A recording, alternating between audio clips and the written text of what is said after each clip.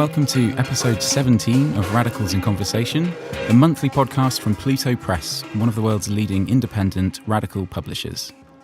It's good to be back in the studio for our latest discussion. We're here recording this on Friday, the 25th of January, and to say it's been a chaotic start to the year here in the UK would be an understatement, as we hurtle towards the prospect of a no-deal Brexit and the collapse of Parliament into a bewildering pantomime. You'd be forgiven for thinking that there was no other news, that nothing else really could be happening, politically speaking, that would merit our attention. But this is obviously not the case. There are other cruelties being enacted through policy that predate the current political crisis, even if Brexit does promise to make them much worse, that require not just our attention, but also our resistance. This week, for example, a story emerged about Nasser Ullah Khan, a Pakistani national who's lived in the UK for 9 years. He's overstayed his visa, and his immigration status makes him ineligible for free healthcare. Consequently, he was denied a life-saving heart operation just before Christmas, and now after having been told that he only has weeks left to live, he's received a bill for his palliative care, payable upfront, for over £30,000. The regulations requiring the National Health Service to charge refused asylum seekers and those who have not got leave to remain upfront for their medical treatment were brought in by Theresa May's government in 2017, and they're just one of the building blocks of the so-called hostile environment that's been constructed by the Home Office since. A sprawling web, as Liberty puts it, of immigration controls embedded in the heart of our public services and communities. I'm Chris Brown, and I'm joined today by three guests who are all campaigning or working on the front line of this issue, at the intersection of healthcare, human rights, migrant rights, and the hostile environment. So I'd like to welcome firstly Guppi, Kaur Bola, director at Medact, a global health charity that wants to bring about a world in which everyone can exercise their human right to health. Medact organises health workers to take social action on the structural barriers to health equity and justice. Also here is Minnie, Rahman, Public Affairs and Campaigns Manager at JCWI, the Joint Council for the Welfare of Immigrants, and Bethan, Lant, Casework Manager at Praxis, a charity providing practical, legal and emotional support for migrants at risk. So first, I'd like to thank you all for taking the time out of your day to come on the show. Before we go any further, I should also say Pluto's curated a selection of books that touch on the themes of this month's episode for those of you out there that are interested in a little wider reading. And as a sweetener, they're all 50% off for the next 30 days through plutobooks.com. You just need to enter the code podcast at the checkout to get that discount. The link for your browser is www.plutobooks.com/podcast reading. That's one word. Now, perhaps before we dive too deep, each of you could just quickly tell us a bit more about your different organisations and the work that you do there. So, Bethan, perhaps you'd like to go first. Yes, certainly. So, as I said, I'm Casework Manager at Praxis Community Projects. Praxis is a charity working with migrants in a very broad sense of the word migrant. So we do work with refugees and asylum seekers, but we also work with people who've been refused asylum, with people who've overstayed visas, people who are still experiencing immigration issues because they at one time migrated. So some of the Windrush clients, for example, were ours, people who'd been here for very many years. And we do deal sometimes with European migrants, particularly those who end up street homeless, who experience mental health issues or other health problems, which then cause them problems. We offer a range of services, casework, particularly around immigration and destitution. We see a lot of people who are entirely destitute without means to support themselves, and we try and find them pathways out of destitution and support them while that's happening. So I'm Minnie Rahman. I'm Public Affairs and Campaigns Manager at the Joint Council for the Welfare of Immigrants. JCWI provides legal services for all types of migrants, as from asylum seekers and refugees to those who have been undocumented for many years. As well as providing legal services, we also campaign quite heavily on getting the law changed and work with sector partners on policy. We also carry out strategic litigation as and when is necessary to challenge the government on some of their policies, including the hostile environment. So, for example, at the moment we have a legal challenge against the Home Office for right to rent, which is the hostile environment policy which asks landlords to check the migration status of tenants. And I'm Guppi Bola. I'm the director at Medact. Medact are a global health charity. You described it very well, actually. We've been around for about 30 years, primarily made up of health workers or those working in the health system. And we organise health workers particularly because we believe they are the strongest voice to challenge barriers to health equality and justice. And we work in 4 broad areas. So we split that up between climate and ecology, economic justice, peace and security, and particularly related to this issue is access to healthcare, and that connects to people's status or those accessing care in detention.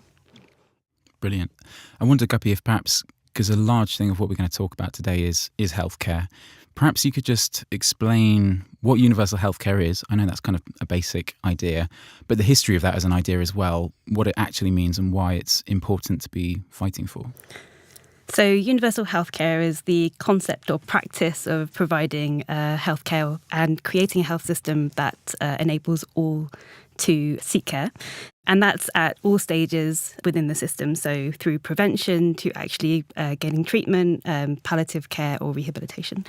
And it is a practice that exists in 27 countries, but its actual existence differs slightly. So one would say that the UK has universal healthcare and it enables people to access care free of charge from the point of use. But of course, the conversation that we're having today is that that is something that has been challenged with the introduction of charging up front to those who are perceived to be overseas or migrants. But yeah, it's something that the WHO has been pushing for over 30 to 40 years. It's part of the Sustainable Development Goals, which we have signed up to. But what's interesting is that in the 2012 NHS reforms, there was a clause put in that meant that the Secretary of State for Health didn't have duty to provide universal healthcare. So there's a bit of a conflict there with what's in our national and domestic laws versus what we signed up to in terms of international agreements. But the construction of a universal healthcare system is one that is fundamentally grounded on equity. So regardless of your ability to pay, you are still able to exercise your human right to health. So it's something that Medact believes in fundamentally. It's interesting hearing a little bit about the payment up front that's been introduced. Who would be required, I guess, to pay up front for healthcare in this country? I think we could all probably answer that. Okay, yeah. But it's quite, Go on, go ahead, Bethan. Well, essentially, it's most people who haven't got the right set of immigration documents at that particular time, which is quite a wide range of people. I mean, what I often find is when you're talking about charging for healthcare, people talk in the terms of what they state are healthcare tourists. So they talk about people who've come to this country with a primary aim to access our health services and get free health services. The vast majority of people who are being charged for services are not health tourists. They are people who are here, who've had valid reasons to be here at one stage or other, may have an application which is outstanding with the Home Office and be waiting for their status, but don't quite have the documents at present. But they are people who are ordinarily resident here in the UK. They don't have anywhere else to go, and they're then being told that they must pay to access healthcare. So they're then here with serious health conditions which they can't get treatment for. It's probably also helpful to say that those who have not been living in the country for 6 months or don't have evidence to show that they've been living in the country for 6 months, which it would include someone with a British passport, would also be eligible for charging too. Yeah, it's people who are ordinarily resident, so that means here for at least 6 months generally. I mean, I think there's one story which speaks to the issues we're going to be talking about today and that will probably have stuck in people's minds from last year because it kind of precipitated the Windrush scandal. And that's of Albert Thompson, the 63-year-old Londoner who was denied NHS cancer care in 2018, despite having lived and worked here since the 70s. I think, Bethan, is it right that Praxis was involved in Albert's case? Yes, that's right. Albert was one of our clients. He came to our attention through our work with homeless migrants, the Street Legal project that we do in partnership with St Mungo's. And we were already trying to help him to sort out his immigration paperwork because he's one of these group of people who came here a number of years ago. They were legalised in British law. They were said, yes, it's fine, you're legal, but there weren't any documents given out at that time to say, yes, you are here legally. You didn't need those documents at that stage. At that time, border control was really about getting in and out of the country. Since that time, internal border controls developed, and more people who've been here for very many years started being asked for documents when they try and access other services. So Albert had previously had treatment for prostate cancer, and he had recovered and was doing the ongoing checks when it was discovered that it looked like it had redeveloped again. And then when he represented for care at that stage, he was told, no, actually, unless you can pay £53,000 up front, we're not going to be giving you any treatment. Now, he'd been here since 1973, since he was 16 years of age. He'd never lived anywhere else. He'd worked and paid taxes here all his life. And here he is with a very serious health condition, life-threatening. I mean, we have all this publicity at the moment about how many people die of prostate cancer each year. And he's been told, actually, we're not going to give you that treatment unless you can give us that money. How common or unusual was his case in the current context of the hostile environment? There's been a development of the laws around charging for healthcare. So previously, while there were some laws around who would get charged for healthcare, often people weren't checked as thoroughly up front. But there were some changes which happened last year, which meant that the hospitals have more obligation on them to actually check everyone's documents. So theoretically, everyone should be checked when they go to hospital. If I pitch up and say, yeah, actually, I'm not feeling too well and they want to do some checks on me, they should check my documents as well. But obviously, what often happens in practice is it's the people who look a little bit foreign who actually get checked most thoroughly and most often in those kind of situations. And so suddenly people who've accessed healthcare previously, had no problems, are being told, oh, have you got documents? Have you got this? Have you got that? Not every British person has a British passport. So if you're a black British citizen and you present at hospital and can't show a passport, then there may be a chance that you could be refused healthcare, or it would be delayed pending further checks upon your immigration status in the UK. I mean, one of the situations we see more often than people being denied treatment up front is people getting the care and then being charged for it afterwards, and then being chased by debt collectors because they have a large outstanding bill with the NHS. So we, for example, work with a lot of women, primarily single mothers, who have British children. So they've been to hospital to give birth to this British child because they didn't actually have status at the point of birth. Then they receive a large bill for that healthcare afterwards, usually running to several £1,000s. And they will be then chased by debt collectors for that debt. It might also be worth adding that those charges are profit-making. Yes. So it's not just the cost of the healthcare. There's a fee on top. It's 150%, is that right? Yes. 150% of what the hospital deems to cover an administration. That's kind of exorbitant. Yes. Yeah, absolutely. Yeah. What I was going to add was that there was a policy put in place in 2014 which allowed hospitals to charge, and that was the one that Bethan was talking about. That wasn't necessarily implemented effectively because you were able to receive care and then you were asked to pay for the care that you were provided. I think the thing that's really concerning is the upfront charging, which came in 2017, and that completely intervenes in a health professional's duty to care. And that's where the ethics of the practice is very concerning, and why there's been a sort of step up in people campaigning on it. And also the cases that we see come from those who are suddenly said, actually, no, you can't receive this. People who rightfully would receive care under the policies, but also what does that mean? In a universal healthcare system, you should be able to access care regardless of who you are. And for equitable and just healthcare system, that is something that will be provided to anyone regardless of the documentation. And we live in a country in which documentation was never something that you were required. We don't have ID cards for that very reason. So I think it's the reason that Medact have really tried to step up, and I know that other organisations who work with health professionals, such as Doctors of the World, are really organised around it, is because it's such a contradiction to the general practice of medicine and clinical practice that many people either don't know it, so don't know the policy and don't know how it's implemented. And that's something we found with surveys we've done with health professionals, or they implement it wrongly, and so many more people are at risk of greater illness than they would be otherwise in the NHS. And if you look at cases like Albert's, you're supposed to get care if your treatment is urgent or immediately necessary. That's what the law says. And then be charged retrospectively if that's the case. But how you define something being urgent or immediately necessary is a very grey and difficult area.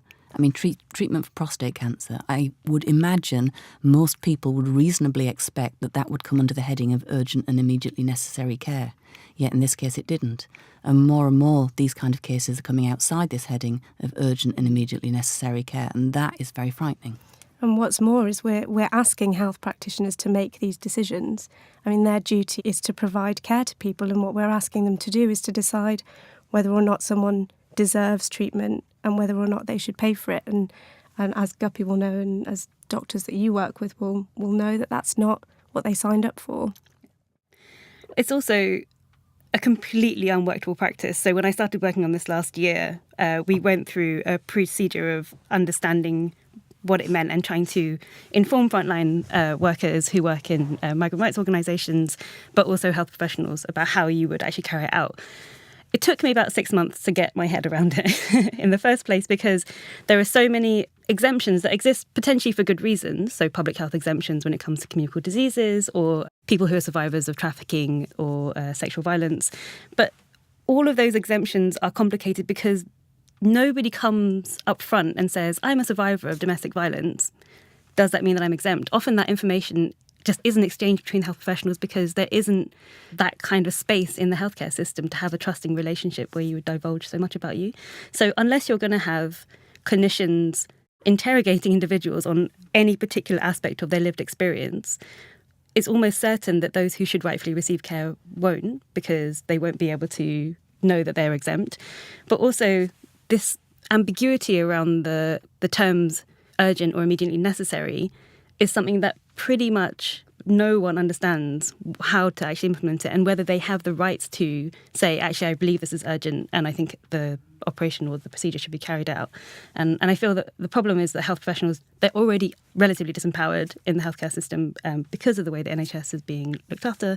And this is just another thing that is making them feel even more disempowered. Yeah, I mean, I had a perfect example case of some of the difficulties facing healthcare professionals not so long ago. So I had a family who were here legally. They had what's called limited leave to remain in the country. So they had 2 children. They have one British child and one non-British child. And because they have a British child, they granted leave to remain in the country. Now, unfortunately, one of their children suffered a severe virus, which led to incredible brain damage. I mean, very, very serious brain damage, to the extent where he became pretty much non-functioning. He's alive, but there's not a lot else that he can do at this stage. And he was admitted to hospital for a very long period of time, during which time the family lost their accommodation because they had to stop working, all of this kind of thing. The hospital eventually reached the stage where they said, there's nothing else we can do for this little boy. He's only 7, bless him. Nothing else we can do for him. We need to discharge him into the community at this point, but we have to put a community nursing package in place for him. And then they said, well, is he actually eligible for a community nursing package? And I was saying, yes, he is. This is what the rules say. This is how they apply. This means he is eligible for all healthcare.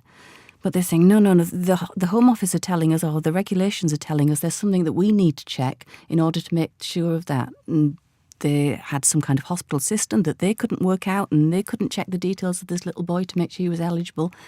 And for about a month, it just went round and round in circles with me saying, he is eligible. Look at this. This is the evidence. These are the documents. This is the case.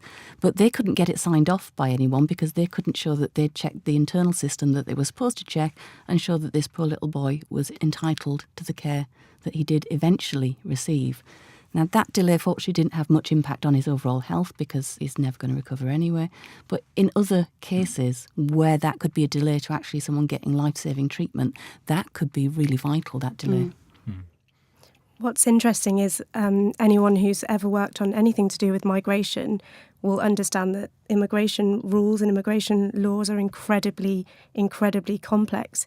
And what we're seeing here is a transference of immigration complexity into the NHS, which is something that the NHS simply cannot cope with. And shouldn't have the responsibility to. And I find the organising and campaigning around this issue is also really difficult because you're ultimately talking about the NHS and immigration, which are like 2 of the hottest topics in the UK. And you know, we're fighting for access to healthcare for everyone. And there is just so much dominant falsities around the reality of what migrants take from the NHS and what they provide to the NHS, and the fact that many migrants internationally actually are, and this is sort of defined within the UCL Commission on Health and Migration, which was out last November, that migrants are often invariably healthier. They access the health system much less. And at the same time, you're more likely to be treated by a migrant in the UK in particular than you would be by any other. I think 37% of doctors are trained abroad. So there is this sort of imbalance. But I think that one of the struggles also is that the conversation always tends towards actually how much they use and the cost-benefit analysis of that. And I'm not entirely sure whether that is one way in which we enter the conversation. And there are many facts to show that whatever is being suggested by the government as health tourism is actually irrelevant. And this particular practice of trying to recoup money is also completely cost ineffective. But as a campaigner, I don't want to go down that route because I don't want to talk about the rights of healthcare under the terms of economics, because it's a principle as opposed to what we get out of the economy. And I think that's a real challenge. And also the fact that because you're talking about migration and health and the NHS, the organising principles really target the trusts, because the trusts have been delegated with the responsibility of interpreting this law and then putting it into policy in their own trusts. So that's the kind of challenge when we come to cases where people aren't being provided with care. We know that the only route to getting them the just treatment is to be able to target the trust managers or the decisions of the trust. But what we want to be doing is challenging those who've actually implemented it from above. And what you're actually saying about the narrative around, this healthcare and all this kind of stuff. I mean, you said earlier on in Brexit, there are some other things happening. The hostile environment and Brexit are directly linked. Yes. It's Absolutely. all around attitudes towards migrants and immigration. There is a direct connection there. And without the hostile environment and that narrative around how bad migration is, I don't think Brexit would have happened. And interestingly, in terms of campaigning, the Windrush campaign and cases like Albert's, they put a very human face on things that are happening on a daily basis and have been happening for many years now. And one of the things that JCWI is greatly concerned about is that we had this huge scandal. We've had several immigration scandals since, and yet the government is pursuing plans which would essentially bring EU nationals under the same system and will most likely make a lot of them undocumented as well in the future. And therefore, none of these issues are being resolved. So campaigners have a lot of work to do during the Brexit period. And as campaigners, it's quite difficult to find a space to talk about things while the narrative is so toxic and hostile. I mean, I was going to say, actually, you've kind of touched on it, but I think Windrush showed that the hostile environment is catching people in its net who do have the right to live here and access, all the services that come with that, including the NHS. And, maybe you would accept that as like a mistake or an unintended outcome of hostile environment policies, but it does feel like the logical extension of what is essentially a racist policy agenda. I know JCWI published like a dossier of failings levelled at the Home Office last year for its role in bringing about the Windrush scandal. I mean, how would you characterise the actions and the behaviour of the government? Are cases like Albert's and all of these others just, mistakes, or is it something more sinister than that? Creating the dossier of failure was an extremely fun day in the office, I would say. And it was mostly a list of things that we all had stored in our brains, and we didn't even need to go back and really look thoroughly at what the government has done in the last few years. We just pulled those out from what we remembered, and it was about 5 pages long. They're very deliberate policies, and the Windrush scandal, the government can say time and time again that they didn't know about it, but they were warned previously during the passage of the legislation that this is what would happen. And we're very certain that under every single layer of immigration policy, there is another scandal like the Windrush scandal. It's interesting working really closely with lawyers, as we do at JCWI, because they quite often have become not institutionalised, but they accept the way the system is because they're trying to get status for clients.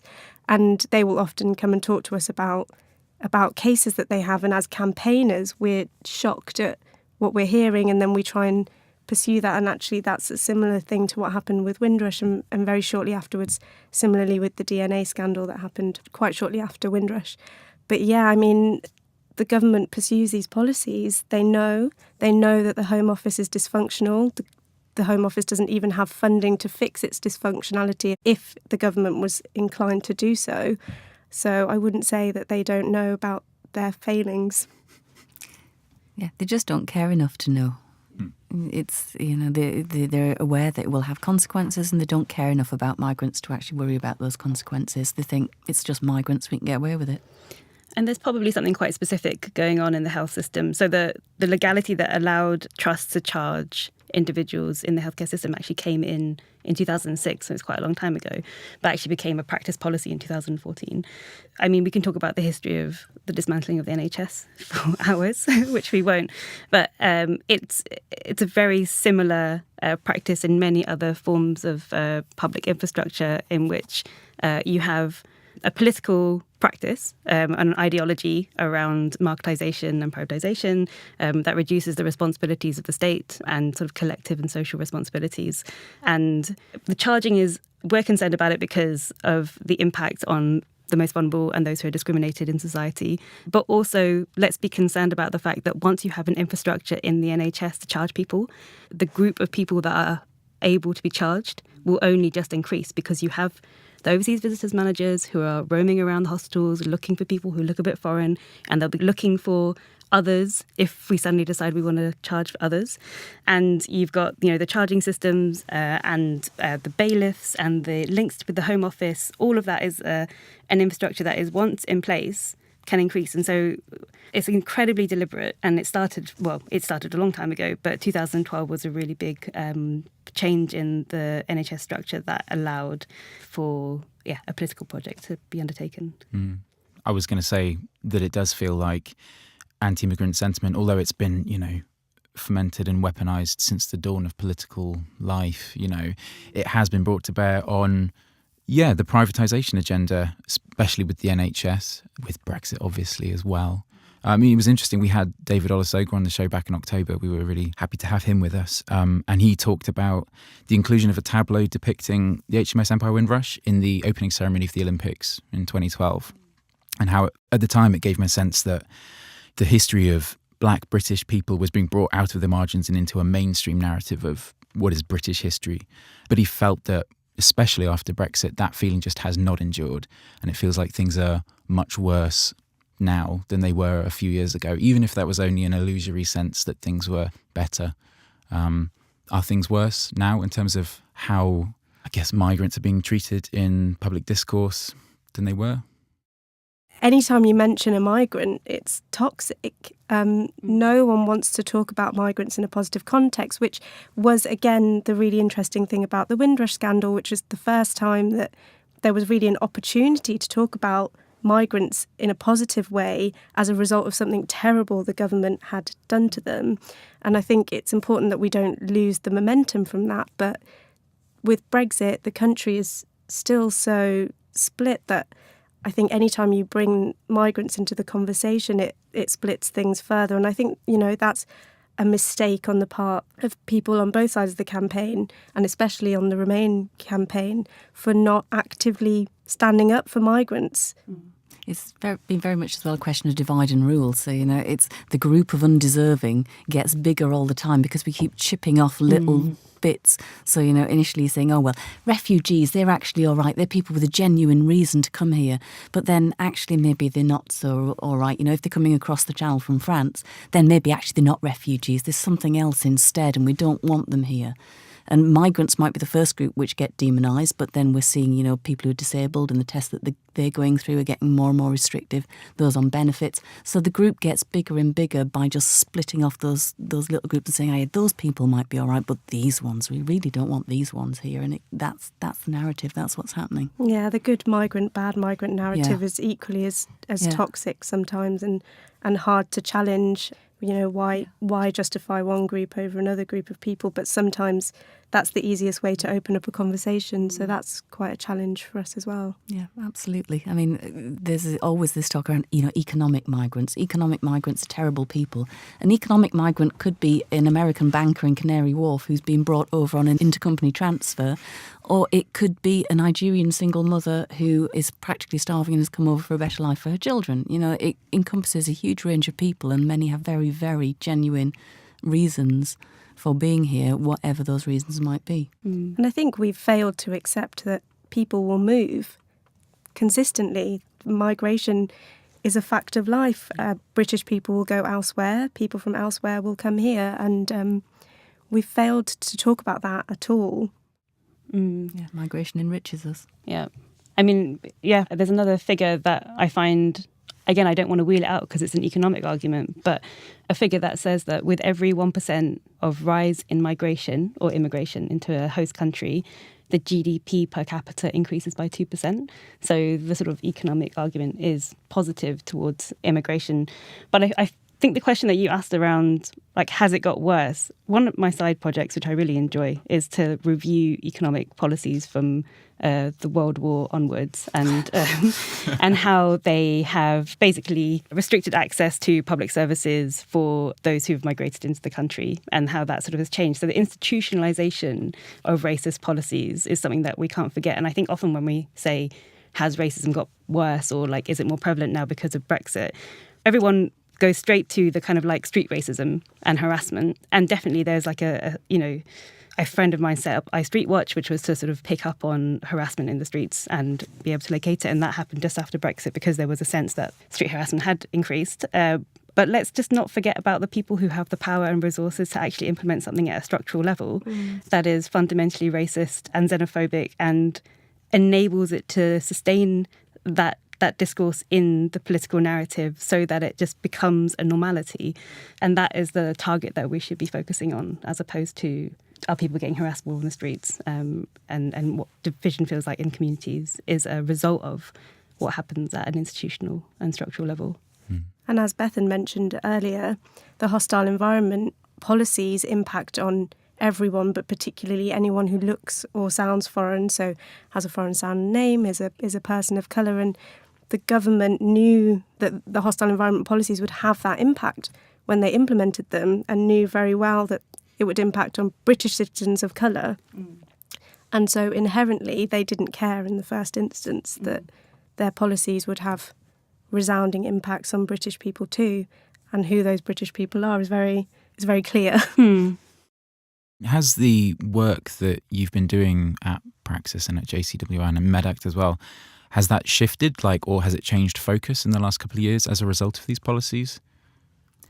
It's not just as a result of these specific hostile environment policies, but much bigger policy changes that's really, I think, impacted on our work at Praxis more specifically, which was the cuts to legal aid. Because previously, you could get legal aid for most immigration matters. So we would do a little bit of immigration work, we'd do a little bit of benefits work, a little bit of everything else, and all helping different migrants. Whereas now, our work is almost solely immigration and destitution, because people can no longer get the help they need from legal aid to make an immigration application. So you get lots of people who have very good reasons for being here. They actually come within the law. They have a right to be here if they can make that application. But they can't get the help to do that. And while they can't get the help to do that, they're destitute. So since that time, a huge amount of our work has now been focused into just helping people make those applications so that they can get what they actually should be getting and get their status here sorted out one way or another, because no one gets the help to do that anymore. And I would say that our legal team probably experiences exactly the same thing, and they're very good at getting exceptional case funding. As a campaigns team, we have focused heavily on the hostile environment and challenging those aspects, but we've also worked quite hard on undocumented migrants just in general, because what they're experiencing as a result of that is extremely detrimental. Access to justice underpins everything that we do. And Medact's been working on access to healthcare for almost a decade, and it's often led by our members who are part of a group called the Migrant Solidarity Group. So issues around migrant and refugee access to care has been a concern for a really long time. But it's in the last 2 years that we put a concerted effort to this particular policy, and we now have an access to healthcare campaigner who is solely focused on this policy because we see it as so troubling. But yeah, there has been work in the past around access to care and detention, and the fact that we're talking about migrants and refugees and people of colour accessing the healthcare system. And for us, if we're thinking about a universal healthcare system that is accessible to everyone, then we have to think about also those who live with disabilities, LGBTQI people, single parents, and those who are most marginalised in society, and the fact that the health system is just not set up to cater for them. So the last 2 years has been around migrants and refugees, but we consider all of those groups as important. Yeah, I was just thinking as you were talking about one of the hostile environment policies which has had a big impact on our work, which is the Home Office policy of putting a no recourse to public funds condition on leave granted to people who were on a pathway to settlement. What does that mean? Sorry. Yeah, that's what I was going to say. At first glance, that sounds really reasonable. You think, oh yeah, these people are from abroad, they've come here, they want to live here. Before they are British citizens, why should they access benefits? Why should they be allowed to do that? So why should they be able to sign on as unemployed or get council housing? There's a strong popular movement to say, yes, that's fine, that's right. But these people are usually here because they have strong family ties here, they have been here for a long time, or they have family members who are British citizens or have settled here because of their length of time here. They're not going anywhere, they're on a pathway to settlement, so they'll be here and they will eventually become settled and British.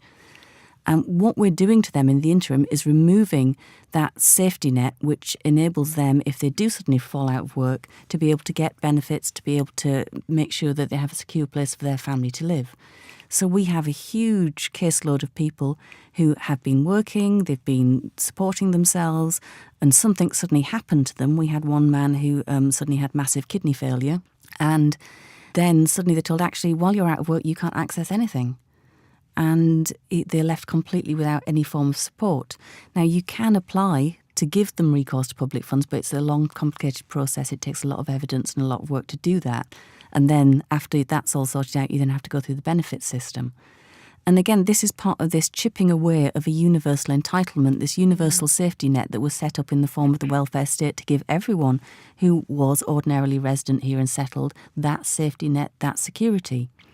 I work with a lot of single mothers. I'm a single mother myself. I earn a reasonable salary. I know how hard it is to live in London on that salary. If you're a single mother on a 0 hours contract trying to support a family and children, it's impossible without recourse to public funds. You can't do that. And what we're teaching those children is that you are lesser people here. You do not have the same rights and entitlements as other children who are here in almost exactly the same circumstances. And how those children will grow up, their expectations of the world and their attitudes, I find that quite frightening and quite worrying, because we're telling them right now, you're not worthy of this, you're different, you're outside of the system. And the counter argument to that is often like, well, we can't provide everything for everyone. And I just find that so frustrating because I think, okay, focusing again on the health system, if you're looking at what we spend money on in the healthcare system and then how we can save money, let's think about private finance initiatives and where the profits of private finance initiatives go into tax havens. They don't get funneled back into the health system. About the inflated costs of drugs and how pharmaceutical companies are basically holding the NHS ransom with inflated costs of drugs, and the fact that you've got executive pays that are excessive and we're not paying our nurses enough. So let's just work out where the finances are going in the health system. We actually do have the resources to be able to provide more care. We do have a very equitable healthcare system. We're just a little bit under-resourced with doctors, which is a recent study had found. But it's not that there's no money. And the more that we can take leadership on universal healthcare and support other countries to do the same, then the concept of whether someone has rightful access to care will be irrelevant, because everyone will, regardless of where they are. And the concept of borders will be irrelevant because it will be something that is instituted internationally and can be resourced. And I think the other thing that we have to think about is let's put resources towards the prevention of illness.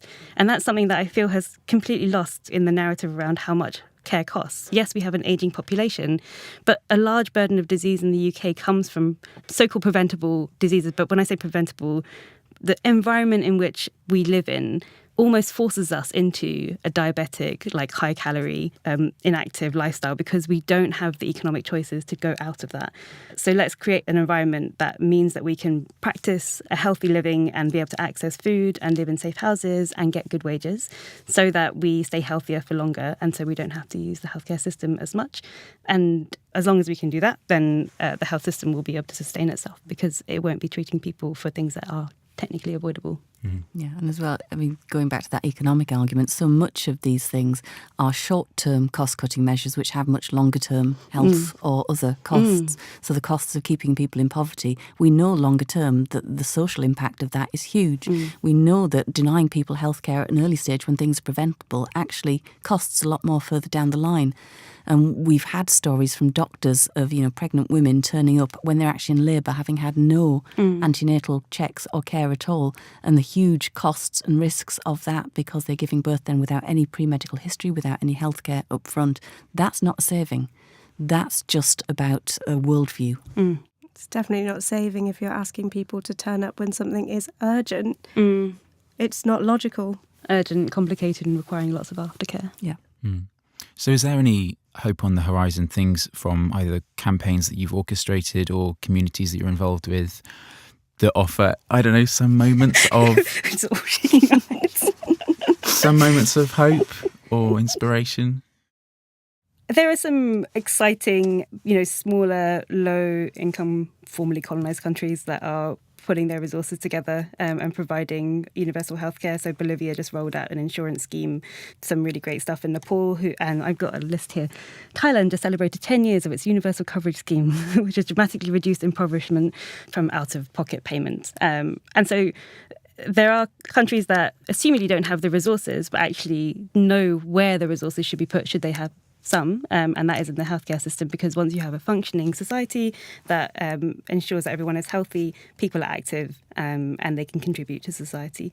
And in those countries that's great, but around here it's a struggle. I would say that the conversation is open after the Windrush scandal, and I think we saw a huge amount of public support and understanding for a situation that they simply had no concept of before.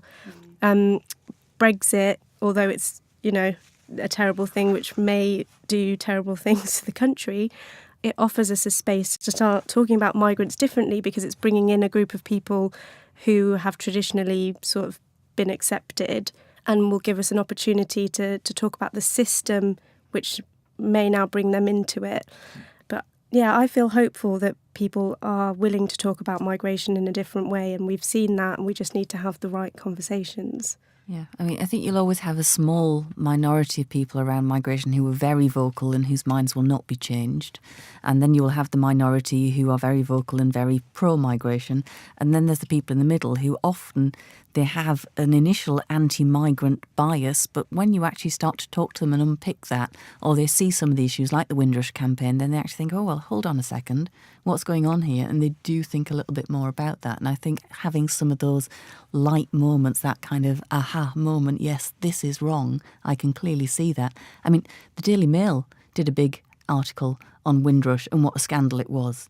We like to revile the Daily Mail, and rightly so, but if you can win over some Daily Mail readers with that cause, then, that's incredible. That's fantastic. If we can get to those people and say, actually, this is what's happening, and they say, wow, that's wrong, that's wonderful. So any calls to action from any of you? Anything coming up that you're working on that people should know about, be involved in? I mean, like I said, Medact organises healthcare professionals. So if you work in the health system and you feel that you might have a responsibility around implementing this, but you don't want to, we are organising in particular trusts. So at the moment in BARTs with healthcare workers who are concerned about the policy and trying to shift the policy within their own trust. Several others around London and across the UK in Liverpool, Birmingham, Manchester, and a few other places. So do get in touch with us. We have some resources like a toolkit that can help explain, and we're working closely with a grassroots organisation called Docs Not Cops, who have been instrumental in highlighting this campaign across the UK. The much-touted immigration bill is coming before Parliament for its second reading on Monday. So while there isn't anything immediate, there will be plenty of calls for action to lobby your politicians and maybe turn up to some demonstrations. So if you just keep an eye out on JCWI's social media or our website, then I'm sure there'll be plenty of things for people to do. Praxis is always working hard trying to sort out individual cases, but I think for me a lot of what I would want people to think about is about solidarity with migrants and about denormalising this presentation of your passport or things at points where you don't actually need to. When you register with a GP, the GP doesn't need to see your passport, and it's up to the people who are white British people who can get away with it to say, no, I'm not going to show you my passport. You don't need to see that, in order to help other people to do that. When schools were collecting census data about children who were there, they had no legal rights to do that. And it's up to the parents who can afford to do that because they're in a position of safety to say, no, I'm not going to go along with this. It's about thinking a little bit more about why is this happening and what does this mean for other people who aren't like me. All right, well, thanks very much, Bethan, Minnie and Guppi. And you can find out more about the work they're doing at praxis.org.uk, jcwi.org.uk and medact.org. And once again, for anyone that's interested in a bit of wider reading, some of Pluto's books that have been published, 50% off for the next month. Just go to plutobooks.com/podcast reading and use the coupon code podcast at the checkout.